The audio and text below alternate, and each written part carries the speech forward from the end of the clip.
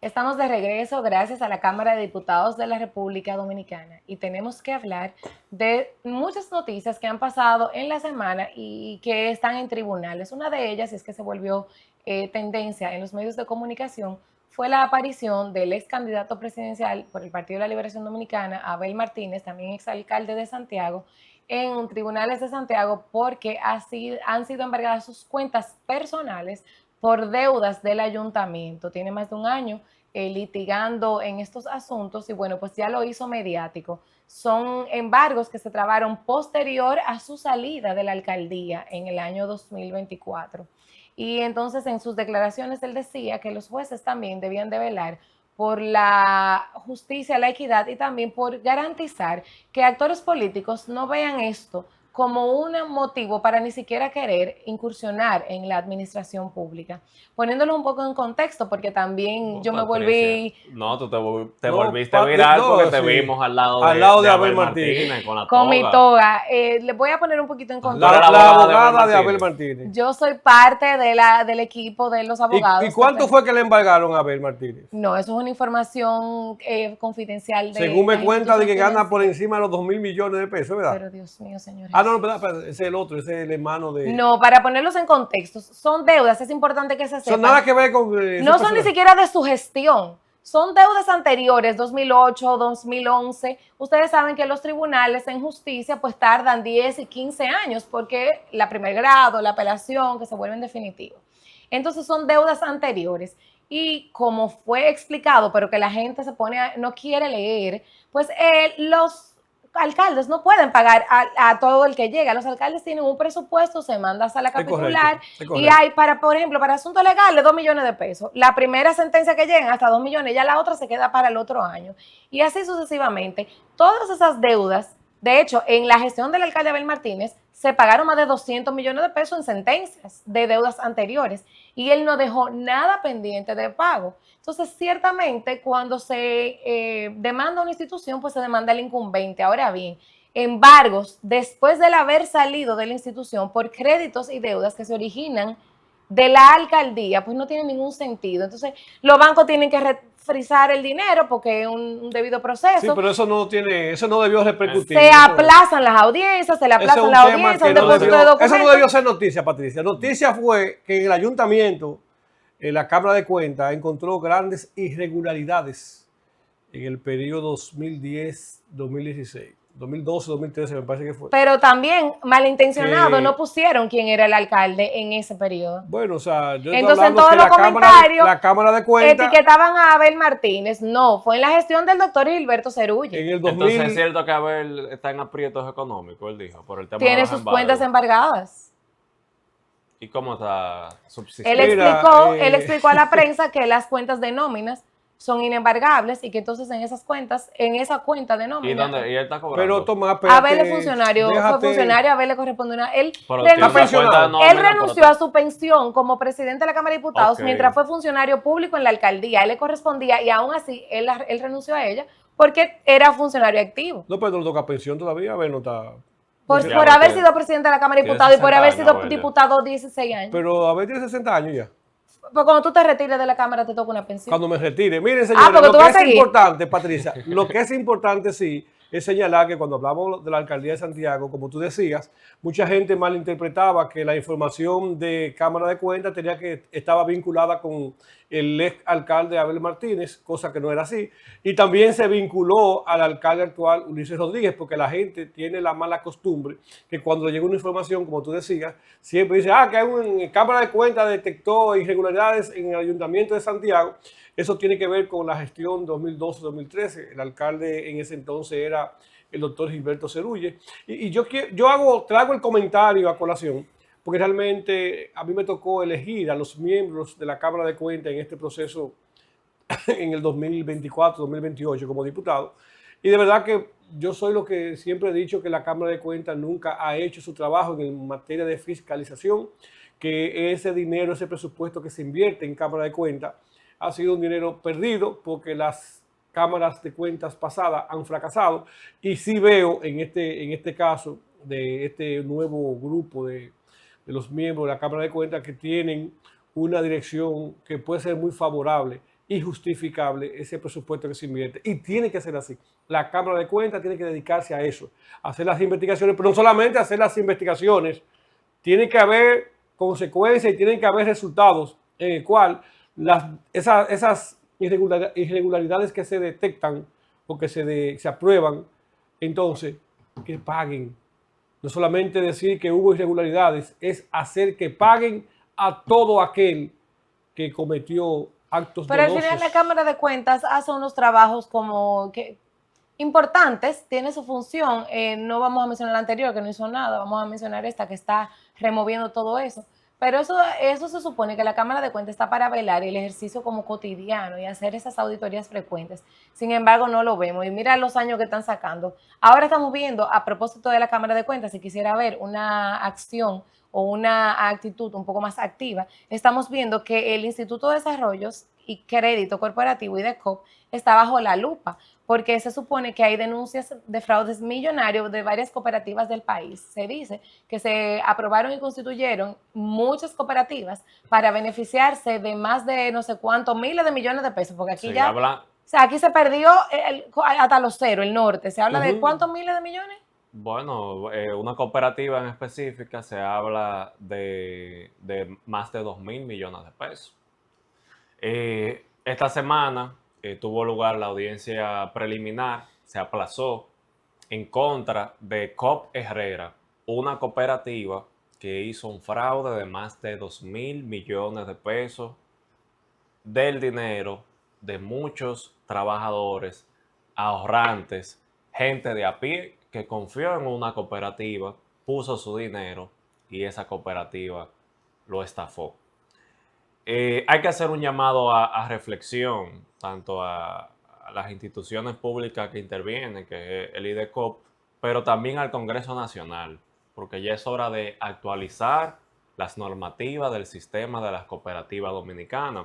Luego de la crisis del año 2003 de Baninter, el sistema monetario y financiero de la República Dominicana se reforzó legislativamente. Tenemos uno de los mejores sistemas normativos a nivel monetario, financiero, en temas de mercado de valores.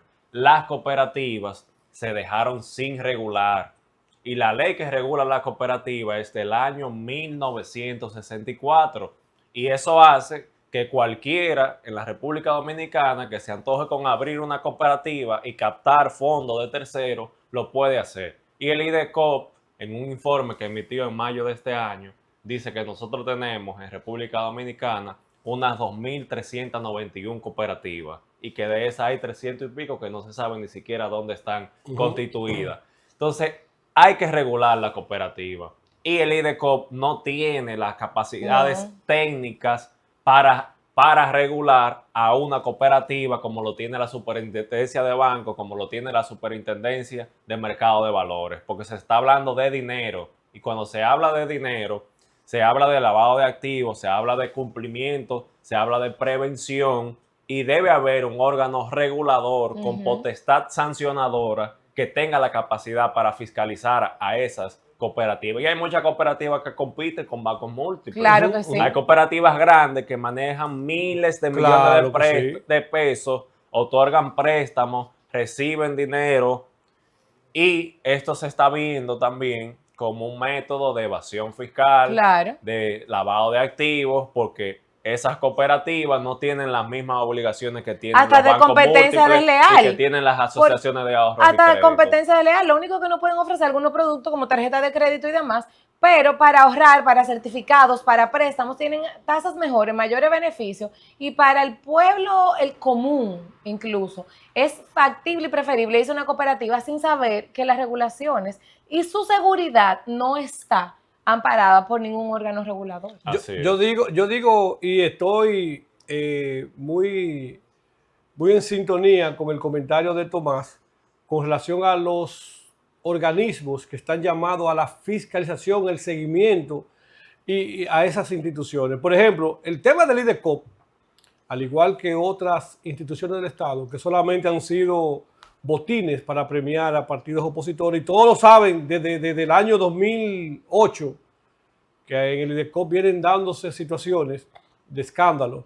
Y esa es una institución que tiene que estar a nivel de tecnología y a nivel de seguimiento, a nivel de equipo, de capital humano, con gente que estén preparados porque son los que tienen que darle seguimiento a todas esas cooperativas que se inventa la gente, porque aquí hay cooperativas, hasta la cooperativa de los lechones de Santiago. Entonces, yo digo que Hay 2.400 cooperativas. esa institución, Tomás, el IDECOP, no puede ser simplemente un botín para repartirla y hacer lo que le da la gana después que esté ahí. Eso debe ser un organismo regulador. Y así como existe la superintendencia de banco, la superintendencia de pensiones, por eso pasó, y yo atribuyo el escándalo de Senasa también a la falta de seguimiento por parte de la CISARRIL, que son las instituciones que deben de velar de que las cosas se manejen bien. Y no me estoy refiriendo específicamente a este proceso de ahora, sino a todos los procesos anteriores, en el cual organismos como esos tienen que darle seguimiento para que las cosas se hagan bien. Entonces viene el escándalo, explota la bomba y dice, ¿y qué pasó? Porque había una institución que estaba llamada a darle seguimiento y no lo hizo. Y ahí está la gran debilidad institucional en materia de esos... Y no es el ¿sabes? primer caso. Hemos visto decenas de casos de cooperativas Claro, que pasa claro, lo mismo. claro. Hubo un caso muy quiebran, famoso que en desfalcan, Bávaro claro. también. Entonces, también es bueno resaltar que el IDECOP, como su función, no es ser un ente regulador y no tiene las capacidades jurídicas Por eso porque que hay que la ley del actualizar. 1964 no se las otorga. Es un organismo que está para fomentar el cooperativismo. ¿Y qué va a hacer? Bueno, promover que siga creciendo. todo el ese mundo haga una sector. cooperativa. Pero fiscaliza? debe haber un ¿Quién órgano que los ciertamente controles? lo fiscalice y que tenga la ¿Quién capacidad verifica que se tenga haciendo la cosa Pues bien? vamos a... Porque tú haces una cooperativa vamos y a cuando... canalizar esta inquietud como para dice que llegue a la Tomás, Cámara de Diputados. y como dice Tomás, tú haces una cooperativa, aquí se hacen cooperativas de la noche a la mañana. Claro. Yo No, lo que hay conozco que hacer es cooperativas eliminarla. que la hicieron gente que lo único que están haciendo es, captando dinero, bueno, no solamente captando buscando dinero, préstamos, beneficiándose de... transparentando dinero. Claro. Y Y que no beneficiándose. tienen la obligación de rendir informes financieros ante la superintendencia de banco y pueden manejar ese Es dinero un que tema- reciben a su antojo. es un tema delicado. Entonces aquí se debe pasar un filtro y de esas 2.400 cooperativas, las que no cumplen con los requisitos, luego de una reforma normativa, eliminarla. Y yo le aseguro que no van a quedar más de 20 Mira, cooperativas. yo en la República Dominicana. yo conozco al senador Julito Fulcar, que yo recuerdo que estaba trabajando el tema del código el código del cooperativismo. Y yo creo que con ese comentario que tú estás haciendo, hay que retomar, porque es de verdad, ese es un segmento de negocio que hay que profundizarlo, hay que regularlo. Claro. Para Y cerrar dividir también, este porque hay bloque. cooperativas que no tienen fines Aquí hay financieros. cooperativas que tienen más cuartos que un banco. Claro. Para cerrar este bloque con esta inquietud importante y válida, tenemos que mencionar dos casos que involucran a Santiago en los medios y que tienen que ver con la justicia. El primero es el caso de los 5 muertos en la Barranquita de manos de agentes de la policía, y es que se conoció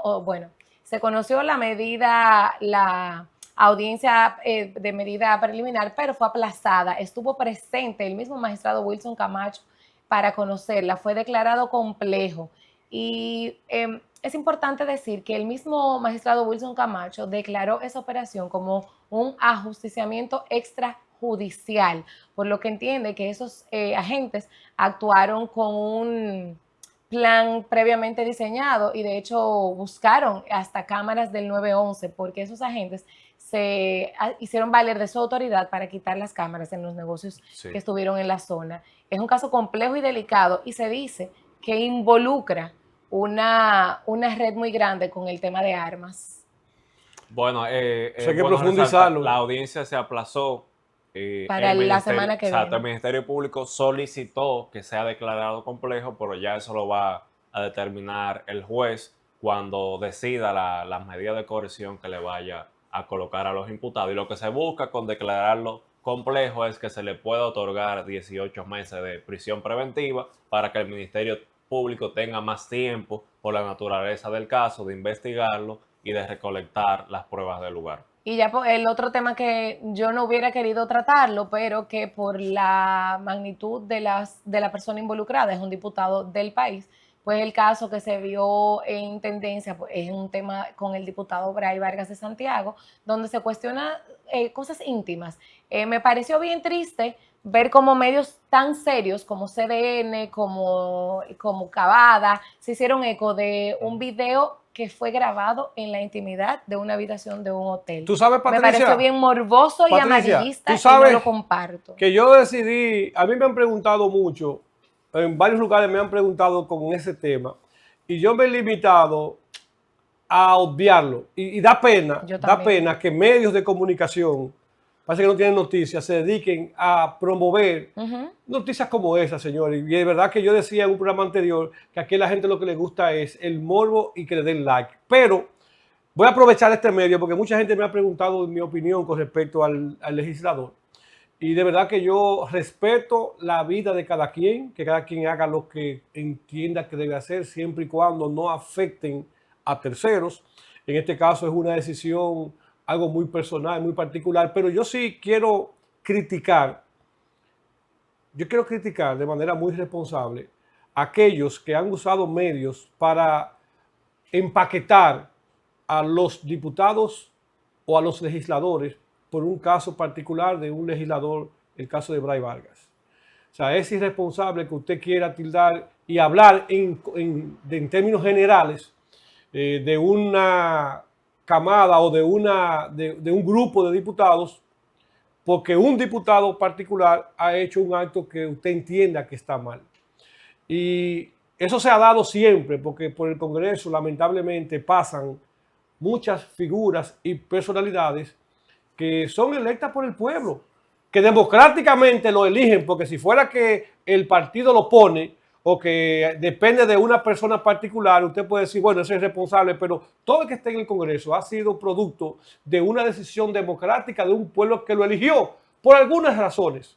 Y en el caso particular de Bray Vargas, con quien yo tengo la confianza de participar en varias comisiones, independientemente de su tema particular o personal, Bray Vargas es un buen legislador.